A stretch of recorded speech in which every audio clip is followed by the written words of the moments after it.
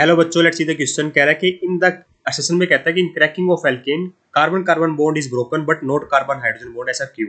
ऐसा होता है क्या? रीजन कहता है कि bond energy of carbon carbon bond is less than that of carbon hydrogen bond. तो देखिए बेटा, क्रैकिंग का मतलब क्या है? एक है ना, क्रैकिंग में क्या होता है बेटा, लार्ज हाइड्रोकार्बन होते हैं, लार्ज साइज के हाइड्रोकार्बन, लार्ज साइज के हाइड्रोकार्बन। ठीक है, इसमें नंबर ऑफ कार्बन एटम बहुत ज्यादा होते हैं। हाई टेम्परेचर पर, हाई टेम्परेचर पर क्या कर देते हैं बेटा मेरा, हाई टेम्परेचर पर in the presence of catalyst क्या हो जाते हैं, स्मॉलर स्मॉलर हाइड्रोकार्बन का फॉर्मेशन करते हैं। ठीक है, जैसे मैं एग्जांपल दूं आपको, मेरा मान लीजिए मैंने ले लिया C12H26। ठीक है, ये लार्ज लॉन्ग चेन एल्केन है बेटा। ठीक है, इसकी आप क्या करेंगे, आप क्रैकिंग करवाएंगे बेटा। ठीक है, हाई टेम्परेचर पर।